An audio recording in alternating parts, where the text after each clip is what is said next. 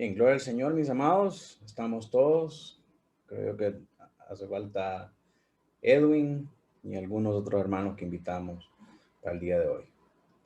En lo que comenzamos, vamos a orar al Señor para encomendar este tiempo a sus manos y que sea Él hablando en nuestros corazones a través de nuestra lección de este día. Así que oramos juntos al Señor. Amado Dios, Padre Celestial, te damos gracias en esta noche por la oportunidad que nos das, Señor, de poder venir delante de ti como un grupo de hombres, Señor, que tenemos en nuestro corazón, Señor, prepararnos, ser edificados, Señor, para poder servirte con excelencia, para poder, Señor, eh, dedicarnos a la adoración a ti, Señor, de una manera íntegra, de una manera recta, de una manera, Señor, que te glorifique. Padre Santo, presentando el mensaje verdadero del Evangelio, a la luz de la sana doctrina, esa palabra, Señor, confiada una vez a los santos. Padre, queremos ser baluartes de tu verdad, queremos ser referentes en nuestro país de las cosas que tú harás, Señor, de la reforma que traerás en nuestras congregaciones, en nuestras familias, para la gloria de tu nombre. Bendice este tiempo, Señor, ayúdanos a todos nosotros a aprender, quita de nosotros cualquier distracción, cualquier cosa contraria, Señor, a los pensamientos que tú quieres plantar en nuestras mentes y en nuestros corazones. Haznos, Señor, fructificar por medio de la semilla de tu palabra, que esta buena semilla caiga en un terreno fértil, Señor, donde pueda dar frutos al 100 por 1. Ayúdame a mí, Señor, a poder expresar este mensaje con claridad. Dame claridad de pensamiento, claridad de palabra, Señor, para que pueda guiar a mis hermanos a través de un estudio comprensivo, claro y aplicativo, Señor, acerca de cómo instruir a nuestros miembros, cómo llevarlos a ser oidores y hacedores de tu palabra. A la gloria de tu nombre en Cristo Jesús oramos. Amén y amén. En gloria al Señor, mis hermanos. Creo que se nos salió ahí el hermano Ramos. Vamos a esperar a ver si se conecta nuevamente. Y quiero desplegar nuestro material para esta noche.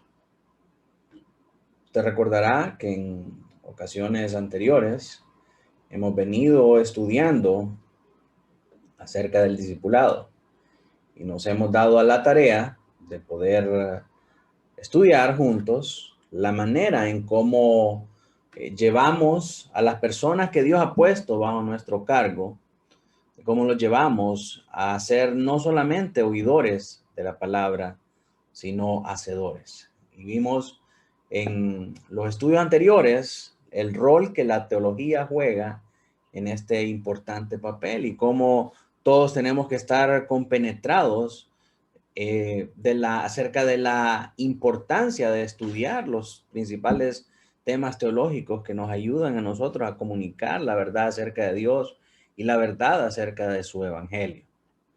En esta ocasión vamos a ver el rol que juega la teología en contra del imaginario social en este proceso de discipulado. ¿A qué nos referimos con todo esto? A que sin duda el mundo juega un gran papel al adoctrinarnos o al marcar en nuestra mente y en nuestros corazones un estilo de vida que es atractivo, que es presuntuoso, que es envidiable por todos los hombres, pero que es totalmente contrario a el estilo de vida, al cuadro de estilo de vida que nos pinta la Biblia, las Sagradas Escrituras, y el estilo de vida que nosotros como siervos de Dios, como hijos de Dios, deberíamos vivir. Y la manera en cómo el mundo hace este adoctrinamiento es una manera muy sutil, es una es una manera bastante atractiva y uno piensa que uno puede combatir estas cosas, pero se da cuenta que muchas veces todas las tentaciones y toda la atracción del mundo llegan a nosotros de forma que las podamos ver am, como que sean de la misma manera que Eva vio el fruto prohibido, con aquel deseo, con aquella atracción, con aquella, em, con aquel ímpetu desde su corazón para poder tenerlo. Y cuando pensamos en esto, mis hermanos, esta tarde, yo pensaba acerca de eh, el tipo de imágenes que llegan a nosotros desde diferentes frentes. Aquí les presento una imagen de una película muy conocida que se llama Wall-E, y es una película que pinta una especie de distopia, o sea, algo que dista de ser el futuro utópico que nosotros anhelamos, ¿verdad? Y nos damos cuenta a través de esta historia de que la humanidad es lejos de ser perfecta y lejos de ir mejorando, ha ido empeorando a grado tal de que han destruido el planeta y ahora están condenados a viajar en una nave espacial y todos los humanos son obesos mórbidos que pasan todo el tiempo conectados a sus dispositivos móviles, viendo todo tipo de entretenimiento y comprando, siendo víctima del consumismo, comprando todo lo que se les antoja sin reparar en qué está pasando en sus vidas, en qué está pasando con sus cuerpos, ni hacia dónde van, ni qué están haciendo, ¿verdad? Cuando vemos esta historia, se ubica en un futuro, quizás lejano, pero no es diferente al tipo de vida que nosotros vivimos actualmente. Estamos siendo presa de nuestros aparatos móviles, estamos en serias dificultades físicas por el descuido de nuestra salud, por el ritmo de vida ajetreado. Estamos sumergidos en esta burbuja de nuestra vida y siendo influenciados por las cosas que nos llegan a nosotros por medio de nuestras pantallas móviles. Entonces, aunque esta es una metáfora de la humanidad, está bastante estrecha con la realidad que nosotros vivimos actualmente. Entonces, el mundo pinta esta especie de cuadro que nos va llevando a nosotros hacia ver lo que es socialmente aceptable. Luego, esta es otra película que es eh, bastante interesante. Se las recomiendo que puedan verla con Paul Giamatti. Se llama Almas Frías, algo así. El asunto es de que eh, este personaje se encuentra frustrado con su carrera, con su vida, con su matrimonio, y se encuentra con que hay una compañía que le ofrece cambiar su alma por una más exitosa. Entonces él va a una especie de mercado de almas y como él es un actor, pide tener el alma de un actor más sobresaliente en su carrera, en su ámbito, y entonces empieza a vivir una vida, eh, la vida que siempre él quiso tener, pero se da cuenta que esa vida que él quiso tener no es suficiente, que le hace falta a su vida anterior.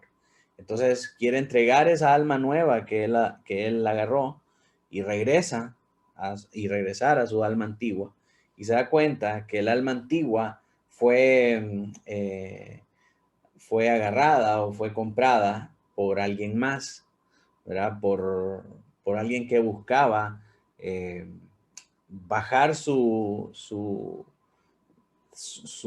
nivel de vida y adaptarse en un personaje, en una vida más normal como la de este actor.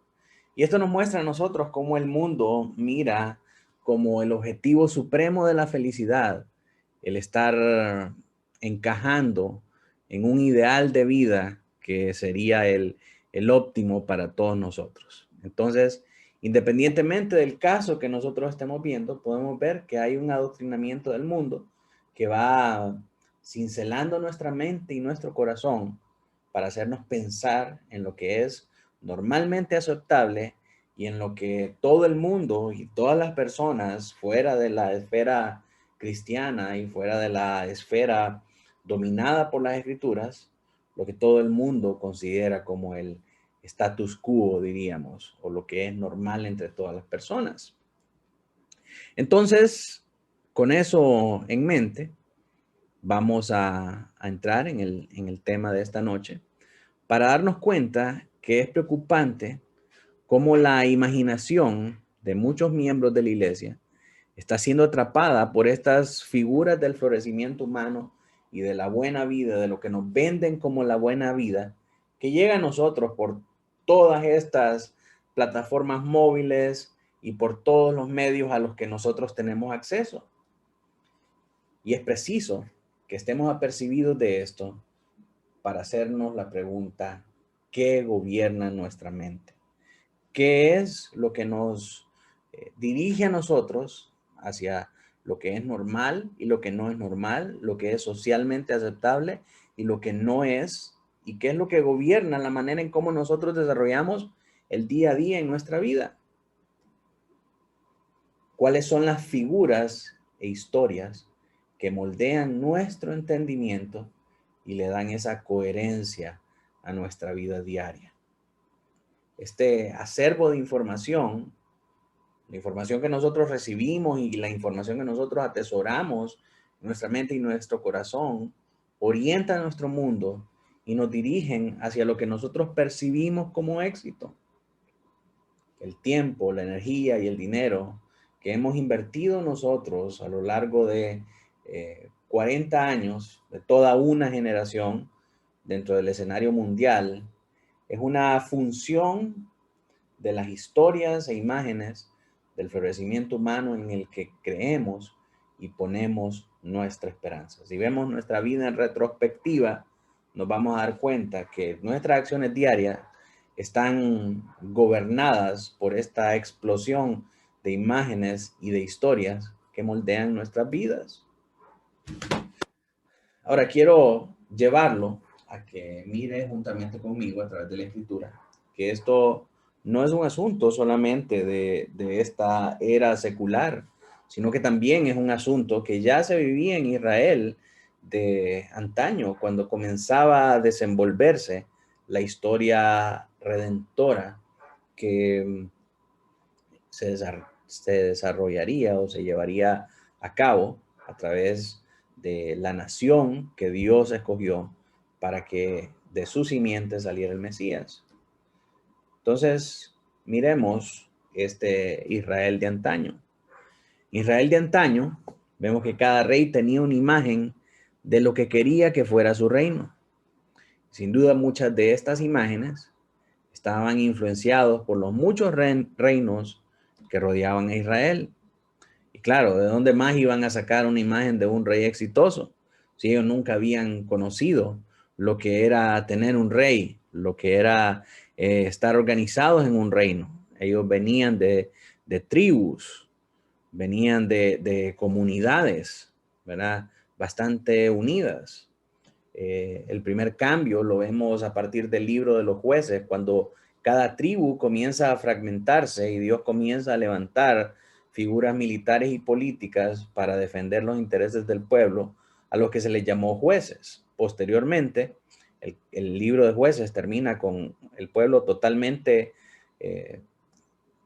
separado, totalmente disgregado y enfrentado unos con otros, de tal manera que el instrumento que Dios traería para volver a la unidad de toda la nación serían los reyes de Israel, la etapa monárquica de Israel, ¿verdad? Pero, ¿qué le dio a Israel esta idea de cómo podía ser su etapa monárquica, el ver lo que hacían otras naciones, el ver lo que hacían otros reyes. Entonces ellos quisieron y le pidieron a Dios ser como las otras naciones, a pesar de que el plan de Dios es que ellos fueran una nación diferente, una nación santa, una nación apartada para Él, una nación de sacerdotes que mostrara al mundo la manera en cómo vivir para un Dios santo. La Escritura nos dice en 1 Samuel 8, del 19 al 20, pero el pueblo no quiso oír la voz de Samuel y dijo, no, sino que habrá rey sobre nosotros y nosotros seremos también como todas las naciones y nuestro reino gobernará y saldrá delante de nosotros y hará nuestras guerras. Ellos querían un rey. Interesantemente, algunos de los discípulos de Jesús corrían el peligro de caer en este mismo pensamiento de Israel, cuando creyeron que el reino de los cielos que Jesús vino a proclamar le iba a restaurar aquella monarquía davídica terrenal con poder militar y político para vencer al arrollador imperio romano. Ahí le dicen a Jesús en Juan 18, Señor, ¿cuándo serán estas cosas? O, Señor, tú vienes contra este reino, ¿verdad? Y el Señor dice en el verso 33, mi reino no es de este mundo. Si mi reino fuera de este mundo, mis servidores pelearían para que yo no fuera entregado a los judíos. Pero mi reino no es de aquí. Jesús los estaba previniendo de caer en este mismo error que los reyes de Israel estaban cayendo, ¿verdad? El pueblo de Israel, perdón, estaba cayendo en querer ser como las demás naciones. Aún después de la resurrección, la imaginación de sus discípulos seguía cautivada por todos estos estereotipos y distorsiones acerca del reino.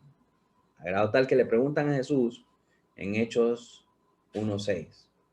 Entonces los que se habían reunido le preguntaron diciendo, Señor, ¿restaurarás el reino de Israel en este tiempo? ¿Se da cuenta? Ellos todavía seguían pensando en que Jesús iba a poner esta dinastía davídica con poder militar y político por encima del reino por encima del imperio romano. Lo que ellos anhelaban más que el reino celestial era tener el poder para gobernar sobre los romanos. El error en la perspectiva de los reyes de Israel fue confiar en los recursos materiales, confiar en los ejércitos, en los carros, en el oro y en la plata. Y vemos esto, por ejemplo, en Jueces 1:19, cuando Judá no quiso ir contra la tribu que Dios le había dicho contra el pueblo, perdón, que Dios le había dicho que fuera y tomara porque él ya los había entregado en sus manos. ¿Cuál fue la excusa que puso Judá para no ir contra ellos? Que tenían muchos carros, porque ellos eran un pueblo incrédulo y que confiaban más en los recursos materiales. Confiaban en sus ejércitos, en sus carros, en el oro y en la plata, en lugar de confiar en la palabra de Dios. Poner la confianza de uno en cualquier otra cosa que no sea Dios es cometer idolatría al darle valor a las cosas que no tienen valor alguno. Pero lo que es de particular importancia es como esta errónea imagen del reino y de los reyes y de las sociedades produjo o trajo como resultado un mal caminar o un extravío del camino de Dios para todos los reyes. Nosotros vemos varios ejemplos en Segunda de Reyes 8:18. Y anduvo en el camino de los reyes de Israel como hizo la casa de Acab, porque una hija de Acab fue su mujer e hizo lo malo ante los ojos de Jehová. Segunda de Reyes 10:31. Mas Jehú no cuidó de andar en la ley de Jehová, Dios de Israel, con todo su corazón, ni se apartó de los pecados de Jeroboam, el que había hecho pecar a Israel. Segunda de Reyes 16:2-3. Cuando comenzó a reinar Acaz, era de 20 años y reinó en Jerusalén 16 años. Y no hizo lo recto ante los ojos de Jehová su Dios, como David su padre. Antes anduvo en el camino de los reyes de Israel y aún hizo pasar por fuego a su hijo, según las prácticas abominables de las naciones que Jehová echó delante de los hijos de Israel. Este era un rey del pueblo de Dios, pero con prácticas paganas. ¿Por qué? Porque ellos se sentían atraídos más por la cultura, por la sociedad, por la política, por la filosofía, por todas las cosas de aquellos pueblos paganos que vivían cerca de ellos. Una falsa imagen de monarquía cautivó sus imaginaciones, a pesar de que personalmente eran culpables de su propia idolatría. Sin embargo, no todos los reyes fueron malvados. Tenemos como ejemplo al rey Osías. El rey Osías descubrió las palabras del pacto con el Señor Dios y esto alimentó su imaginación de tal manera que le dio suficientes elementos para llevar a cabo reformas muy importantes en la manera en cómo ellos celebraban el culto al Señor. Los profetas, en su labor de recordar la palabra de Dios a los reyes, fueron proveedores de contrarrealidades, o sea, una manera diferente de pensar y socialmente representar el poder, el éxito y la justicia. Los profetas constantemente estaban desafiando a los reyes a que no se conformaran al mundo de ese entonces, a que no pensaran en las cosas y en las vanidades que los reyes de estas tierras paganas pensaban, sino que a que tuvieran una manera de pensar que fuera conforme a la mente y al corazón del Señor, conforme a sus estatutos y conforme a su ley. Pero al final no fue suficiente escuchar la palabra de Dios hablada a través de los profetas, porque el mensaje cayó en corazones endurecidos por una falsa imagen de cómo luce una nación exitosa. Para ellos, las naciones aledañas eran naciones exitosas, pero ellos tenían que recordar que Dios no los llamó a ellos a ser exitosos. Dios los llamó a ellos como pueblo suyo a ser fieles a Dios. Por lo tanto, todo lo que ellos deseaban y todo lo que ellos anhelaban, lo iban a conseguir por medio de ser fieles a Dios. Lo que cuenta al final es lo que Israel hizo y sus reyes en representación de toda la nación. Nos dice la palabra tristemente que ellos no anduvieron en el camino del Señor. En un evento sublime de justicia, Israel finalmente obtiene el rey que ellos querían. El rey como el de las demás naciones. Y ese fue el rey de Asiria, quien capturó su capital Samaria y se los llevó a todos en exilio. A todos los habitantes del reino del norte se los llevó cautivos. Y la Biblia es clara en cuanto a esta relación de causa y efecto. Leemos en Segunda de Reyes 17, del 7 al 8. Porque los hijos de Israel pecaron contra Jehová su Dios, que los sacó de tierra de Egipto, debajo la mano de Faraón, rey de Egipto, y temieron a dioses ajenos, y anduvieron en los estatutos de las naciones que Jehová había lanzado delante de los hijos de Israel, y en los estatutos que hicieron los reyes de Israel. Todo el mal que les vino fue a causa de su desobediencia. Prefirieron los estatutos de las naciones. Prefirieron los estatutos que hicieron los reyes, basados en la influencia que ellos tenían de la cultura y del mundo alrededor de ellos. Vamos a ver ahora las figuras de la iglesia como nación, la iglesia como nación santa. Yo quiero ver si ya estamos todos por acá. Bien. Entonces miremos las figuras de la iglesia como nación santa.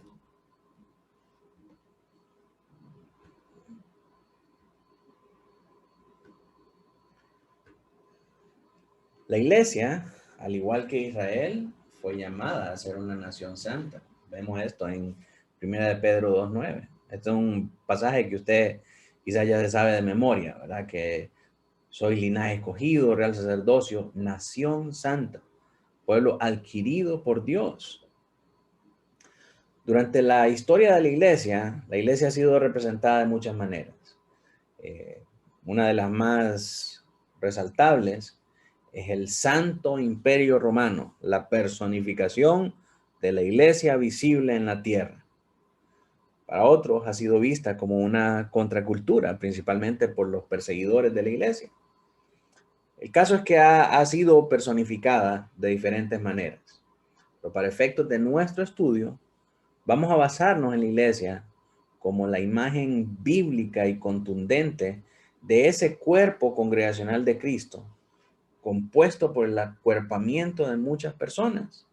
Es decir, muchos cuerpos se reúnen y vienen juntos para hacer un solo cuerpo congregacional en Cristo. Y esa es la iglesia visible. Esa imagen es la imagen que la Biblia nos muestra acerca de nuestra iglesia.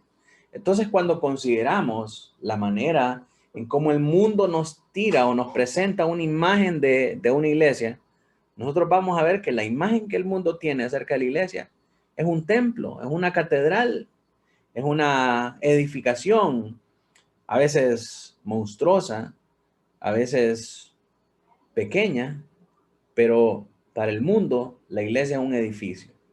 Sin embargo, para la imagen bíblica de la iglesia del Señor, no es una catedral, no es un edificio, sino que son las personas congregadas para ser el cuerpo de Cristo.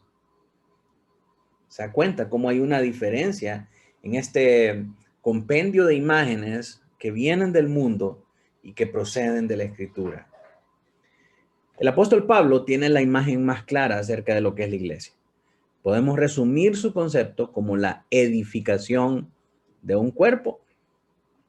Cuando nosotros leemos Efesios 4, 8, 11 y 12, creo que es, sí, nosotros podemos darnos cuenta que está contenido acá ese concepto del cuerpo siendo edificado. Efesios 4, 8 dice, por lo cual dice, subiendo a lo alto, llevó cautiva la cautividad y dio dones a los hombres. En el lenguaje original, cuando habla acerca de que dio dones a los hombres, dice, dio dones en forma de hombres.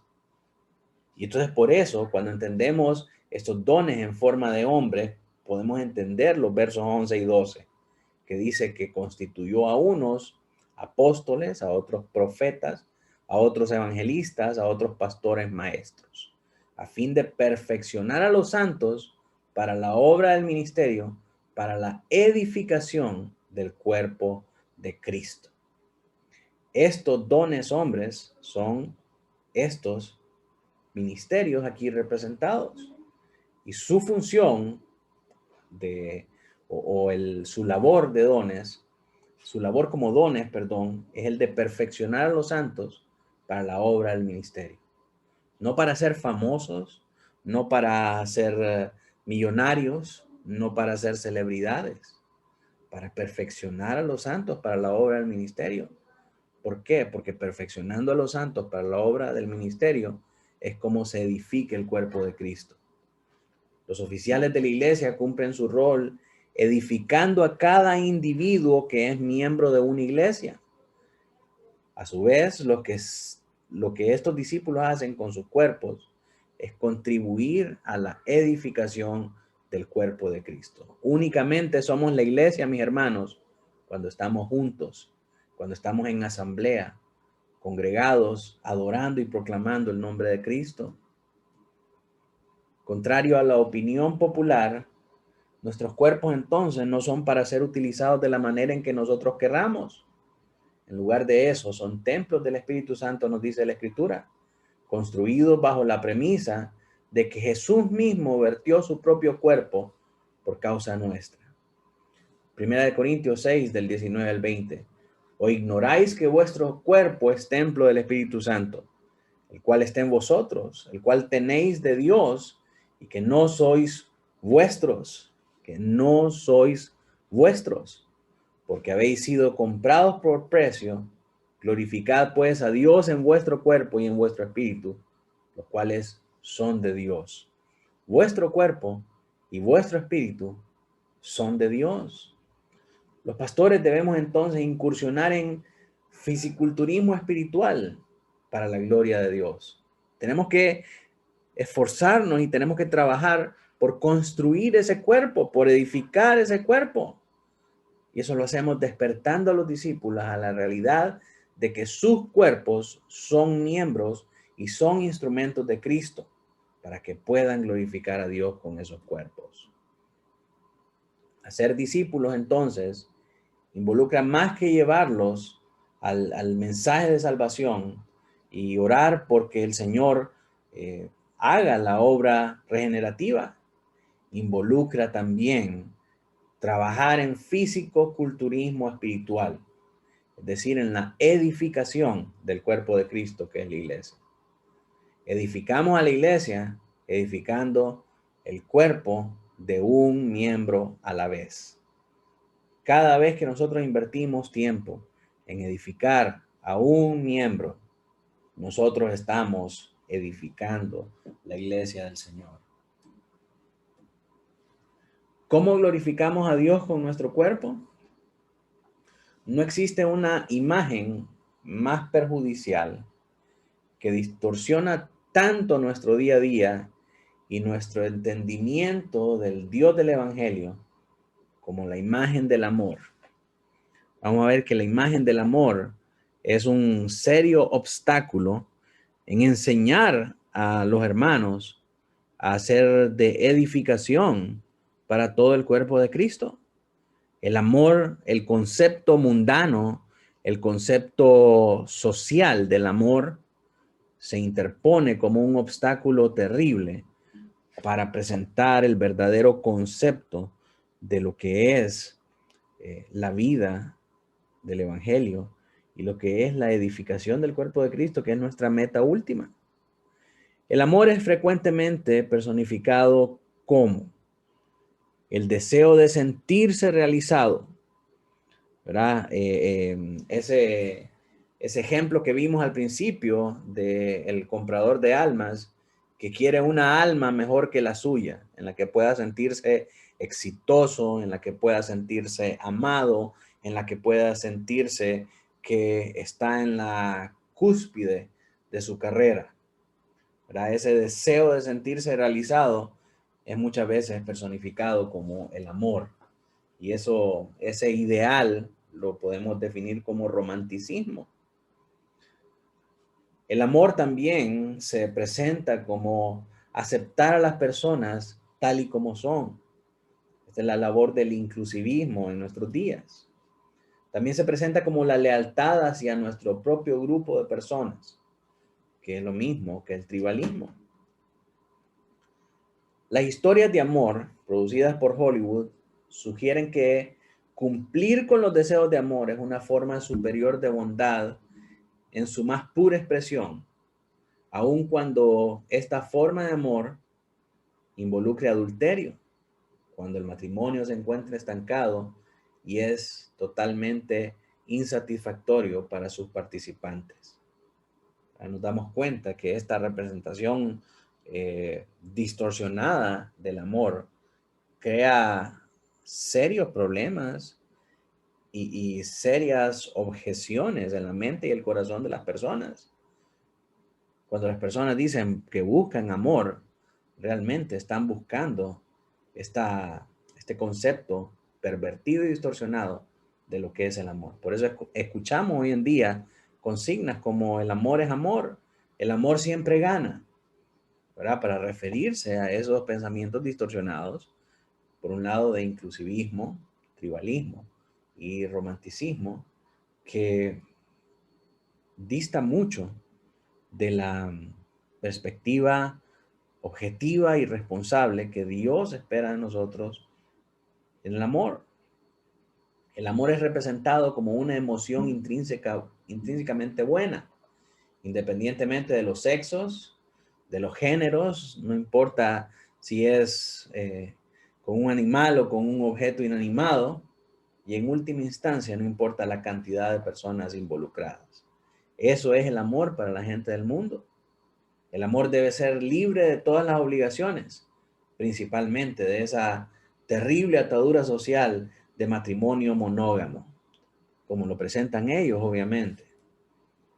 A la luz de esta imagen romantizada, sentimentalizada y politizada, no es de extrañarse que muchos miren el retrato de Dios que encontramos en la Escritura como un juez celoso, como un juez obsoleto, como un juez anticuado.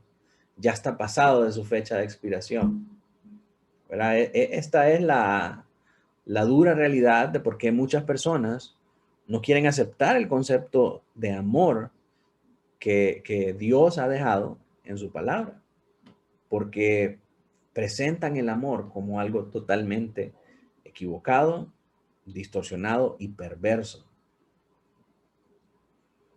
Los cristianos de hoy en día debemos ser cuidadosos de no repetir los errores del antiguo Israel, adoptando prácticas idólatras por el puro deseo de parecernos a las demás naciones.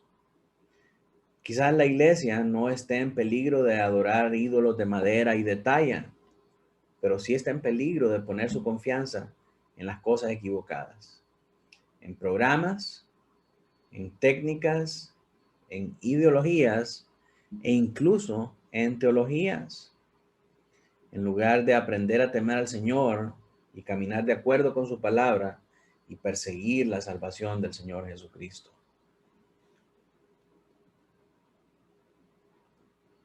Vamos a ver ahora entonces cómo podemos transformar ese imaginario social que nosotros recibimos del mundo, cómo podemos transformar esta perspectiva, así como lo que hablamos del amor, cómo lo transformamos conforme a la Escritura para recibir un imaginario social que esté de acuerdo con la palabra de Dios. En primer lugar, no podemos hablar de esta transformación, no podemos lograr esta transformación si nosotros no involucramos a la teología en la ecuación. No se puede hacer esto sin la teología. Y una tarea profética clave de la teología es liberar a la iglesia, la nación santa de Dios, de todos sus ídolos. Esto incluye liberarla de falsas ideologías, como la ideología de género y la ideología de justicia social, que actualmente está cobrando mucho auge en medio de nuestros países latinoamericanos. Librarla de metáforas e historias que guían y gobiernan la forma de vida de las personas. Una de estas es la mala representación de nuestro Dios Trino. Cuando estudiamos el capítulo 2 de nuestra confesión bautista, que tiene que ver con la Trinidad de Dios, tuvimos una seria discusión con algunos de nuestros miembros que estaban acostumbrados a enseñar a sus hijos y a repetir lo que reciben del mundo con esta enseñanza de la Trinidad, que Dios es Padre, Hijo y Espíritu Santo. Hasta ahí vamos bien. Son las tres personas de la Trinidad, los tres son un solo Dios. Donde nos equivocamos es al pensar que una representación verdadera o una representación gráfica de esta importante doctrina para el cristianismo, es decir, que Dios es igual que el agua, que Dios puede ser presentado en estado sólido, líquido y gaseoso. O que Dios es como el trébol, que son tres hojas diferentes y las tres hojas están unidas por el mismo tallo y la misma naturaleza. Sin embargo, mis hermanos, estos errores, explicamos en aquella ocasión, eran un clásico ejemplo de una herejía condenada en los primeros siglos del cristianismo que se llamó modalismo, en el que pretendía aislar cada manifestación de Dios en diferente elemento. Y esto es erróneo porque para que la metáfora del agua en sus tres estados, sólido, líquido y gaseoso, pueda ser aplicada a la Trinidad, tendría que existir de manera permanente como sólido, líquido y gaseoso. De manera que cuando llegamos a la Escritura y vemos pasajes como el bautismo de Jesús, en el que el Padre dice desde el cielo, este es mi Hijo amado, en quien tengo complacencia, vemos al Hijo saliendo del agua y al Espíritu Santo descender en forma de paloma. Las tres personas de la Trinidad presentes en un mismo instante. El ejemplo del agua no aplica para explicar la Trinidad porque no puede existir el estado sólido si no se transforma a líquido. No puede existir el estado gaseoso si no es transformado el líquido en gas. No pueden existir las tres manifestaciones de manera simultánea. Son progresivas, una lleva a la otra. Entonces, el gran predicamento en el que nos pone esta escena de los evangelios es que los tres existen al mismo tiempo. Y si nos vamos a el resto de la escritura nos dice que Dios existe eternamente como Padre, Hijo y Espíritu Santo. Los tres son un solo Dios, igual en esencia, igual en poder, igual en gloria, y los tres son un solo Dios. Entonces, todas estas metáforas, historias, vienen a formar la manera en cómo las personas miran a Dios y miran la vida cristiana. Y si nosotros fallamos en entender cómo Dios es, fallamos en tener una apreciación verdadera de Dios y por lo tanto una práctica falsa de vida. En nombre del pragmatismo queremos vivir nuestras vidas sin responsabilidad a Dios y sin ser fieles a lo que Él nos ha mandado.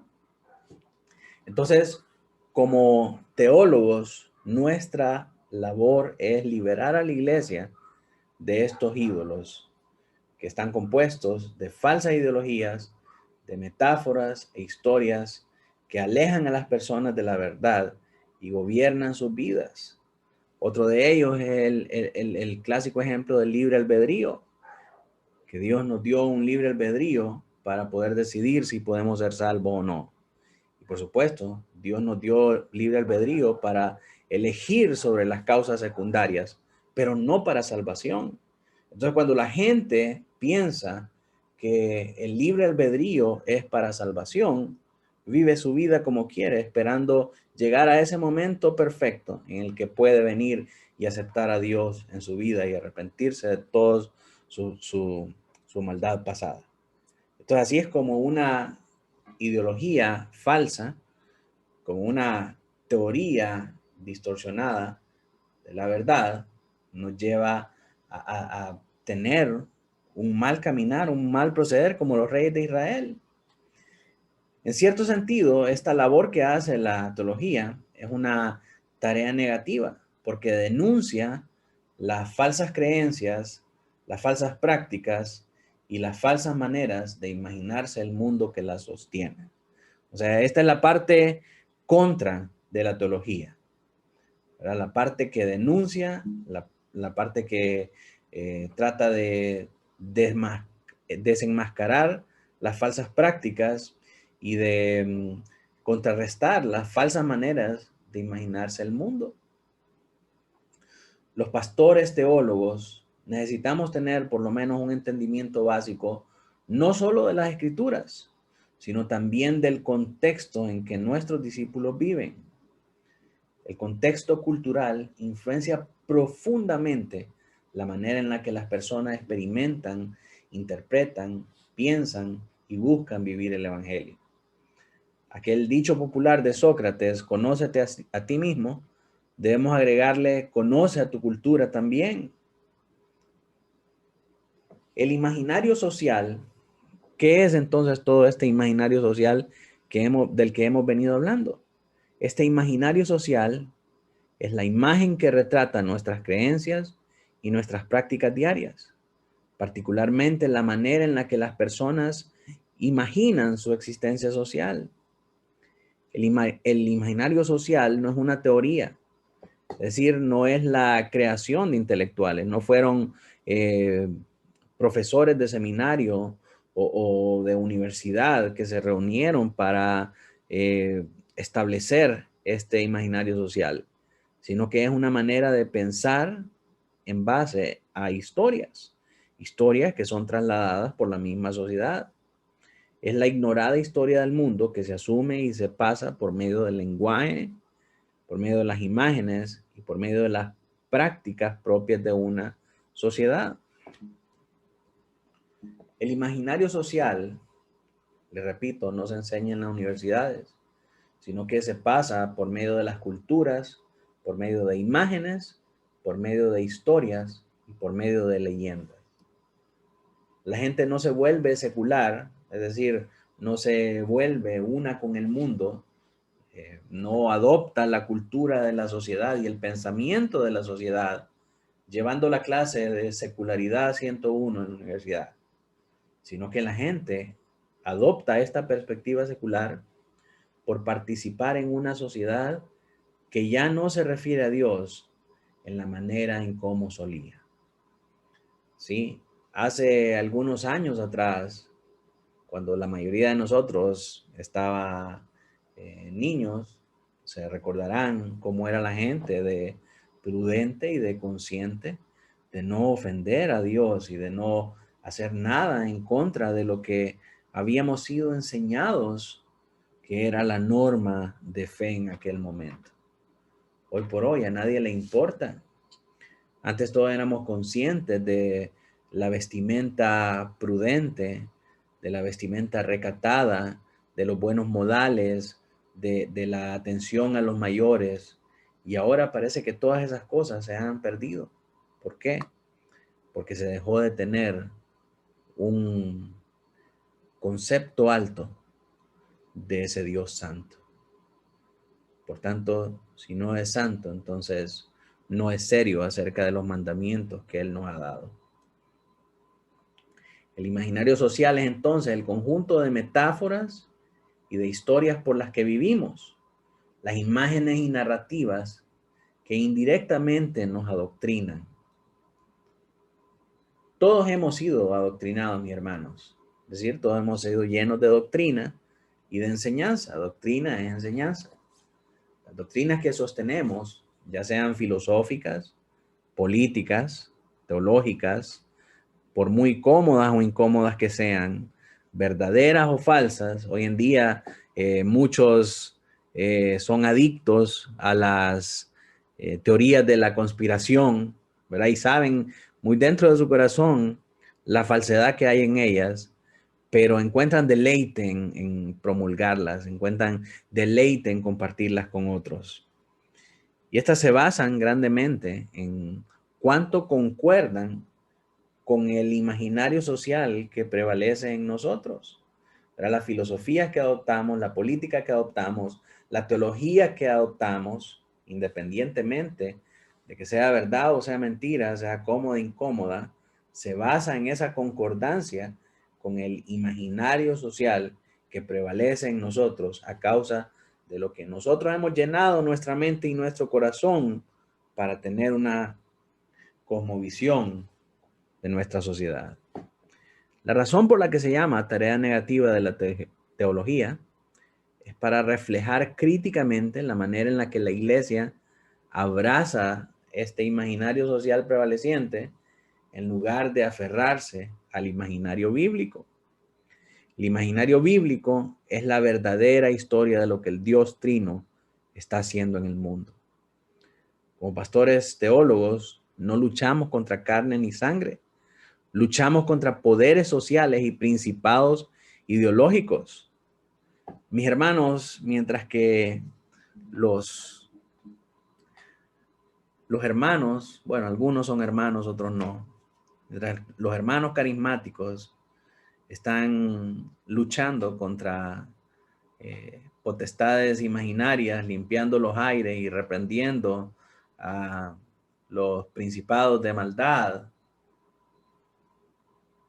Están malgastando el tiempo y están pasando por alto que el enemigo más grande del cristianismo ya está en nuestros hogares, en nuestras iglesias y en la vida de las personas con las que hacemos iglesia todas las semanas. Y estos son los poderes sociales y los principados ideológicos. Para usted quizás no es tan relevante porque no está viviendo en carne propia lo que está pasando en países como Chile con la proliferación del feminismo radical, lo que está viviendo Canadá con el autoritarismo en nombre de una emergencia sanitaria, o lo que está viviendo Estados Unidos con la ideología de género y con el movimiento de justicia social. Pero todas estas cosas están en nuestro país, están en la mente de las personas. Ya han llegado a cauterizar la conciencia de nuestros discípulos. Mis hijos están en béisbol, practican béisbol, y ha sido una creciente tendencia durante estas vacaciones de verano que más niñas se han inscrito para participar en la escuela de béisbol a la que ellos van. Y entonces primero comenzó con una niña, después con 2, después con 4, 6, 8 y así sucesivamente. Y yo no me opongo a que las niñas quieran jugar fútbol, pero soy del criterio de que tiene que haber una categoría de niñas y una categoría de niños por diferentes razones. ¿Verdad? Siendo una de las principales el desarrollo personal de los varones o de las hembras sin tener que cohibirse en algún sentido por las diferencias biológicas que hay entre ambos. Entonces, una de las niñas novatas estaba demasiado cerca de la zona de bateo y mi hijo mayor es más fuerte al bate. Entonces hizo el comentario de que díganle a esa niña que se aparte porque si no la voy a golpear. Y obviamente él está pensando objetivamente acerca de la seguridad de esta niña, que por su habilidad, él sabe que está en medio de una zona de riesgo.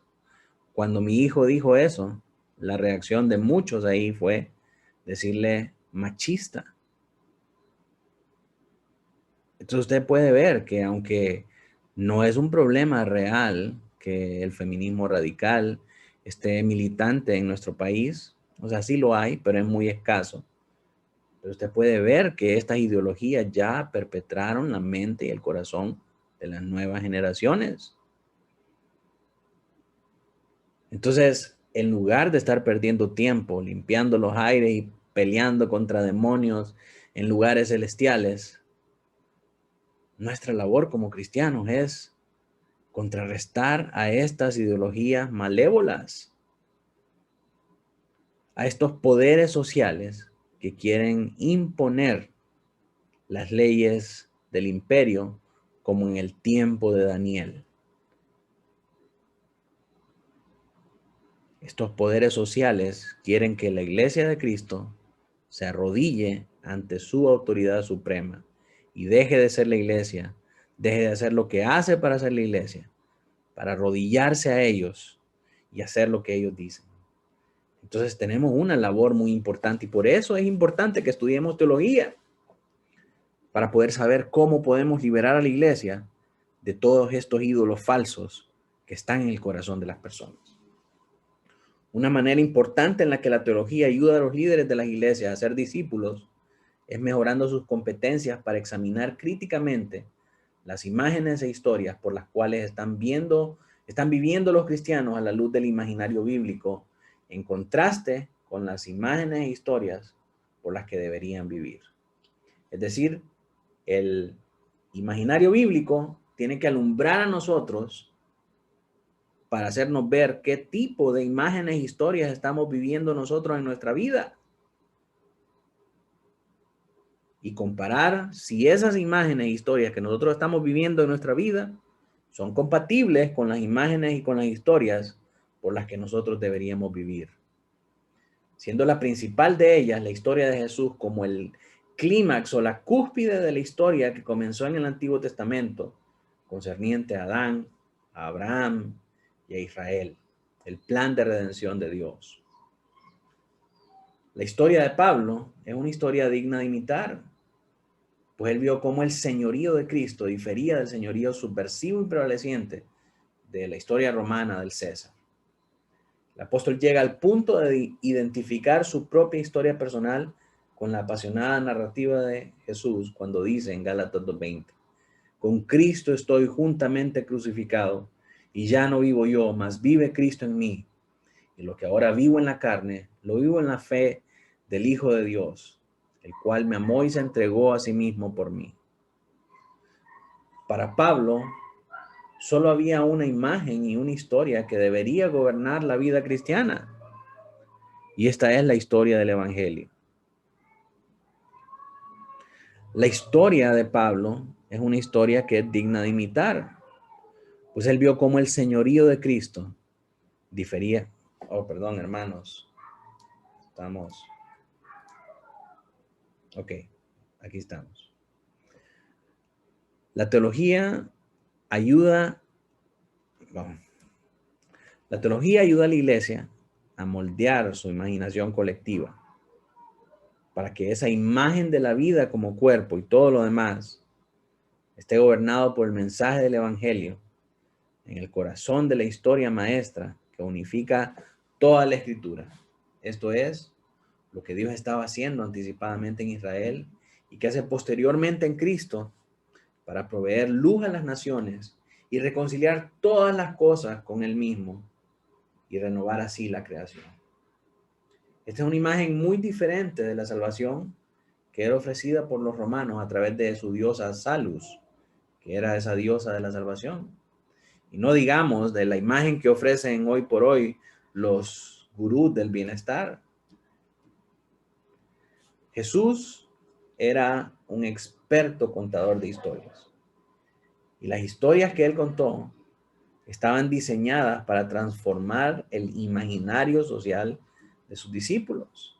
Él quería que sus discípulos fueran oidores y hacedores, que entendían lo que estaban haciendo en términos de las historias que él contaba y las historias que como Mesías estaba viviendo. Así que consideremos sus palabras en la última cena, Lucas 22:19. Y tomó el pan y dio gracias y lo partió y les dijo, y les dio diciendo, este es mi cuerpo que por vosotros es dado. Haced esto en memoria de mí. La cena del Señor es una imagen impresionante que es fácilmente malentendida. Según un diálogo del segundo siglo, algunos romanos pensaban que los cristianos practicaban una forma de canibalismo ritual. Imagínense escuchar estas palabras. Este es mi cuerpo que por vosotros es dado. Haced esto en memoria de mí. Obviamente las personas que tenían un imaginario social diferente percibían estas palabras de una manera completamente diferente.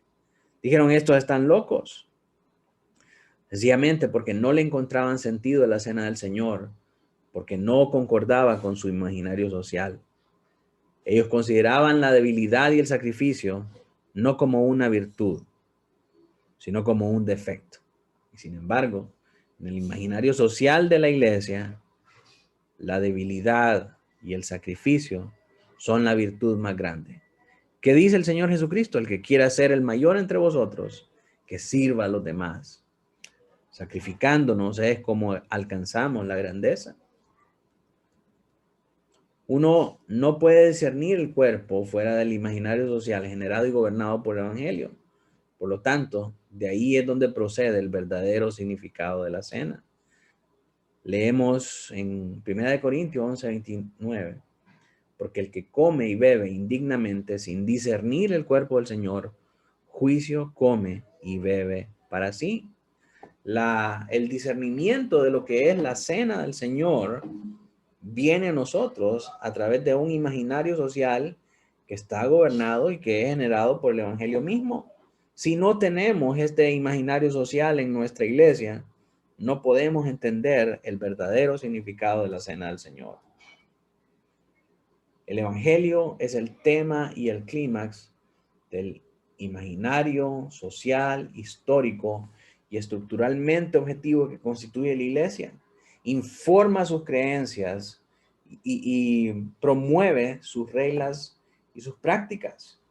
Ningún otro imaginario social es tan subversivo en las distinciones de etnias, de religiones y de clases como es el Evangelio cristiano.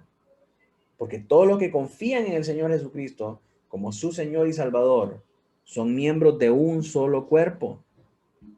Gálatas 3:28 nos dice que ya no hay judío ni griego, no hay esclavo ni libre, no hay varón ni mujer, porque todos vosotros sois uno en Cristo. Ahora miremos algunas conclusiones. En una era donde las naciones cierran sus fronteras contra otras naciones, donde grupos de personas de la misma nacionalidad se enfrentan entre sí, las prácticas de comunión multiétnica de la iglesia sobresalen, tienen que sobresalir.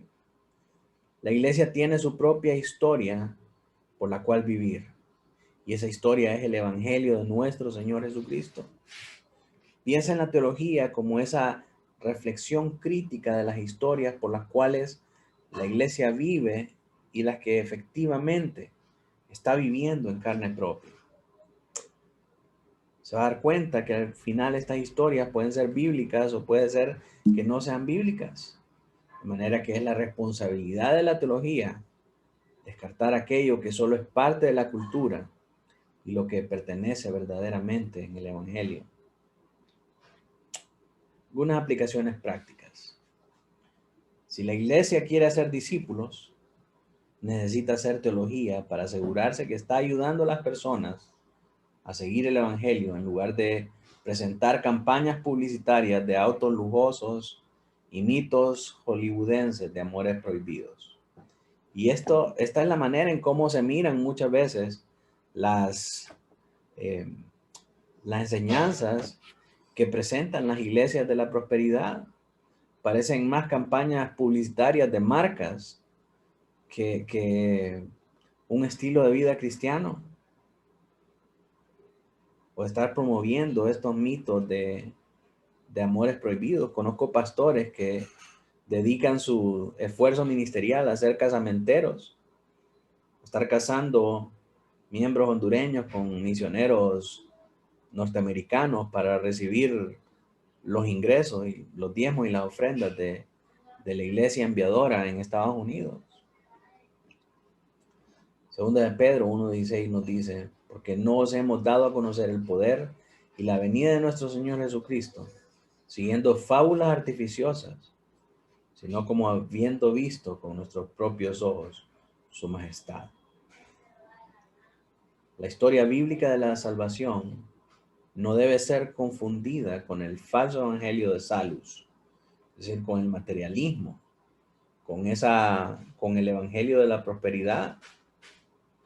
Los pastores debemos permanecer vigilantes, guardando no solo la ortodoxia en los artículos de la fe, sino que también en la imaginación de nuestros congregantes. En los próximos estudios, mis hermanos, vamos a ver algunos casos puntuales.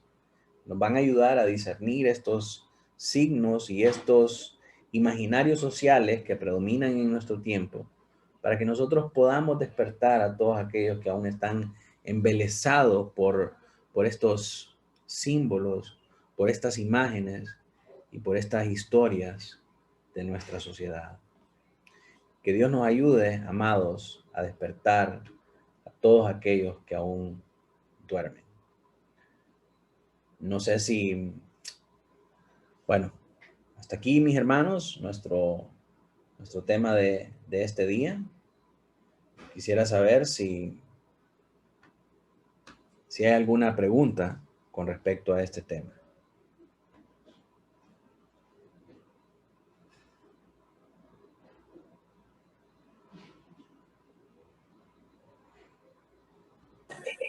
Solamente, pastor,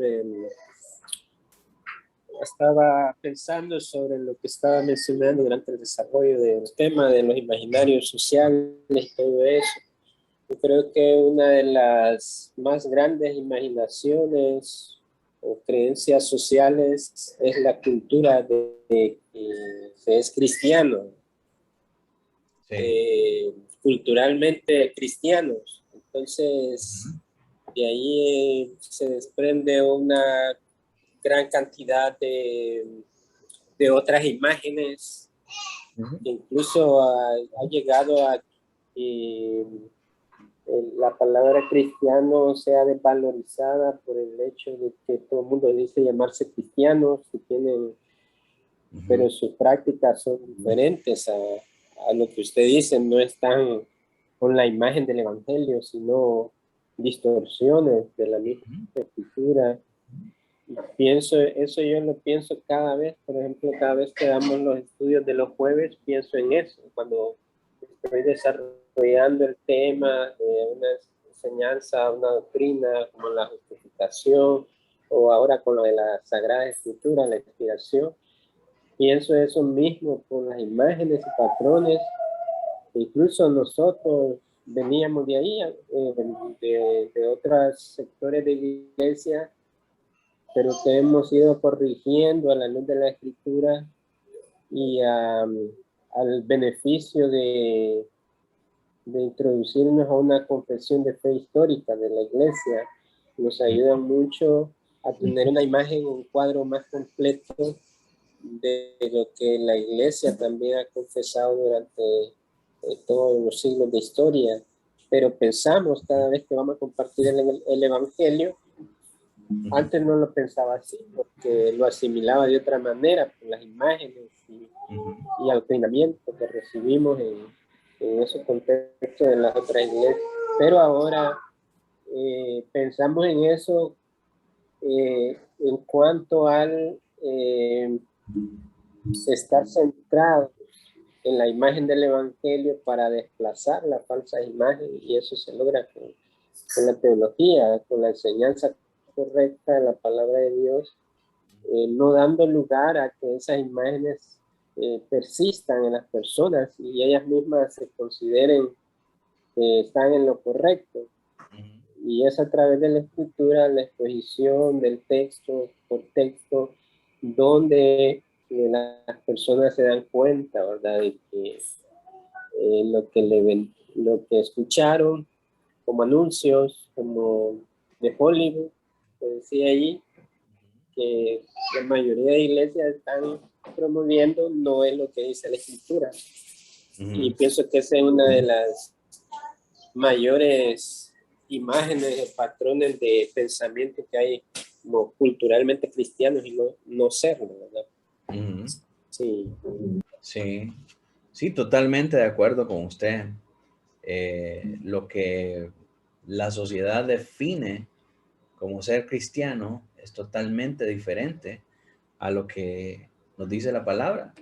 Por eso es que es muy importante, hermanos, cuando alguien nos diga, no, yo soy cristiano, poderle preguntar más a fondo qué significa eso para ellos, ¿verdad? ¿Sos cristiano? Ok.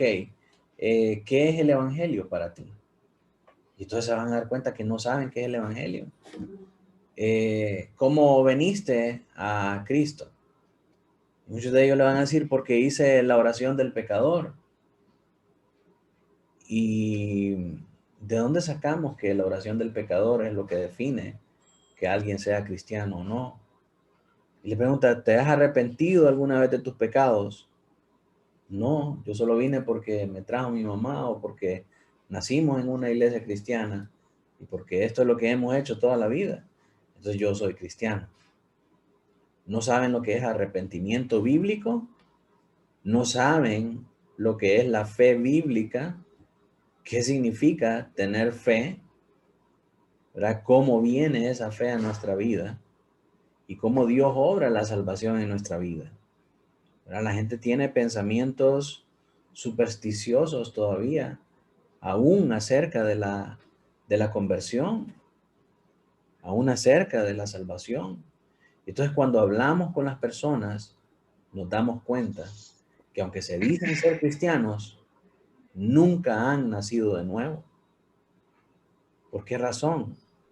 Porque nunca se arrepintieron de sus pecados, porque nunca han dado frutos dignos de arrepentimiento. No hay evidencias de santificación en su vida. No hay evidencias de que lo que persigue como fin supremo es la salvación, es la vida eterna, como leíamos en la cápsula bíblica del día de hoy. Entonces, este tipo de influencias, este tipo de imaginario social, permea aún el entendimiento de las personas acerca de la salvación. El resultado de eso es falsos creyentes, falsos convertidos. Y los culpables de eso son los pastores, porque por muchos años se ha enseñado en el ámbito evangélico que la manera en cómo venir a Cristo es a través de la oración del pecador.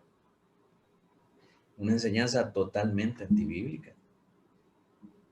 Entonces, ¿cómo hacemos? Ir de regreso, estudiar nosotros lo que es la salvación. ¿Cómo puede un hombre ser salvo?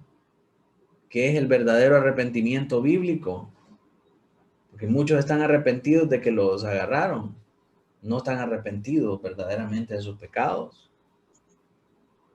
¿Qué es la fe bíblica?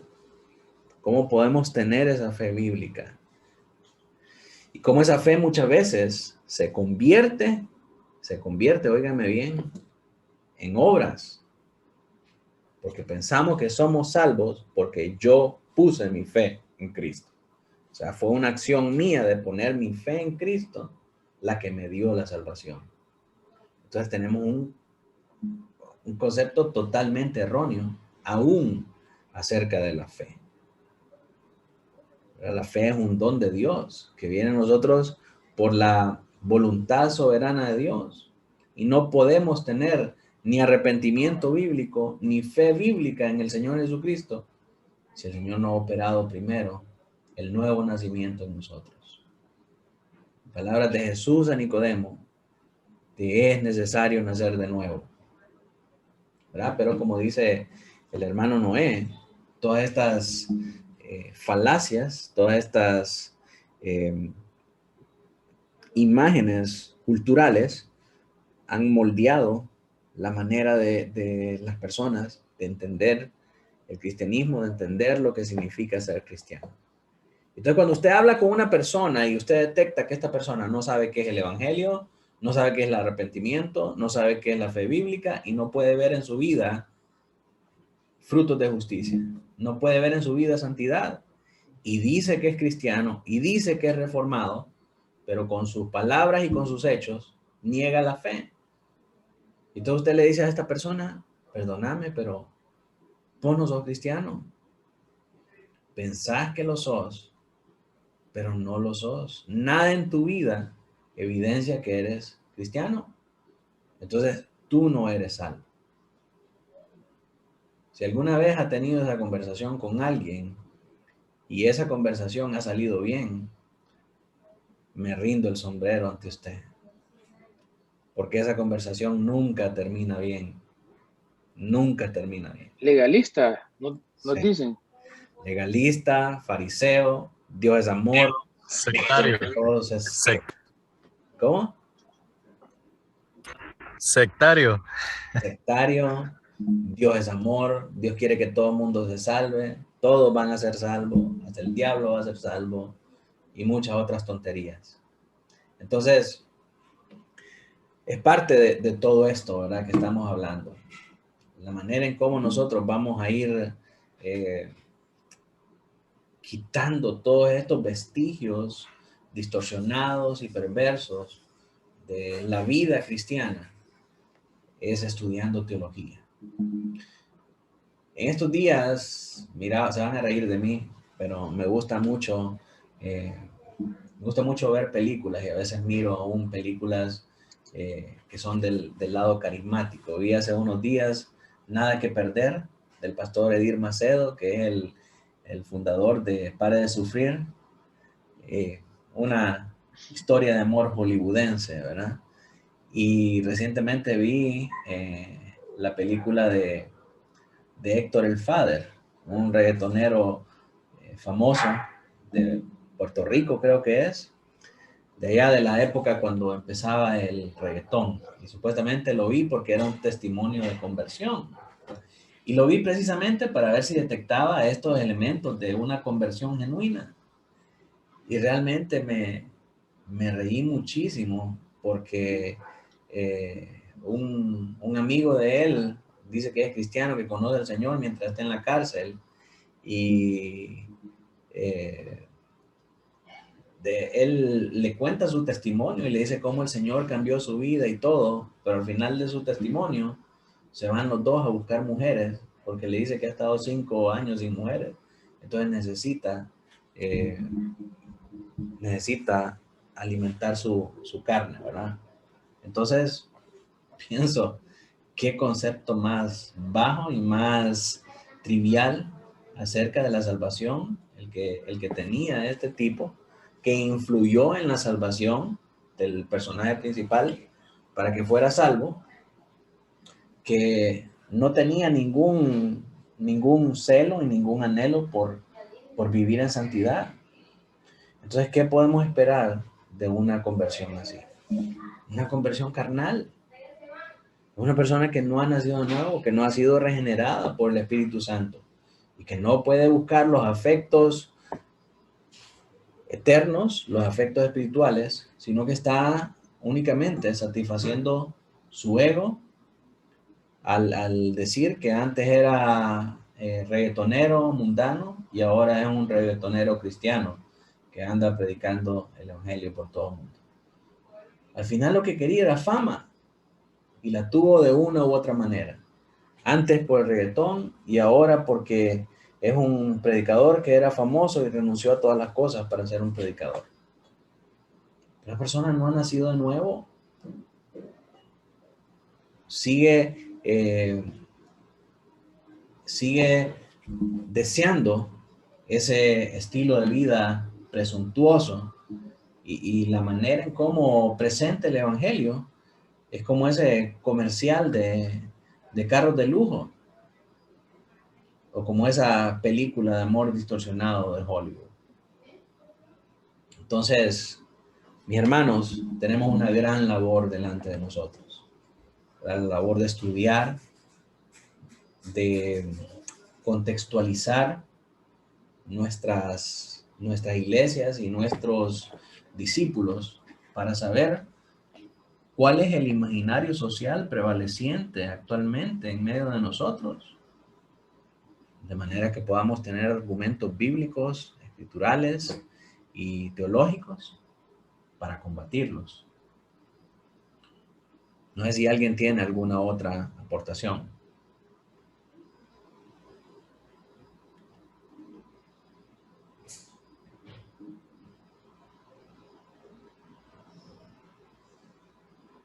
Bueno, si no hay más, entonces terminamos, hermanos, esta noche.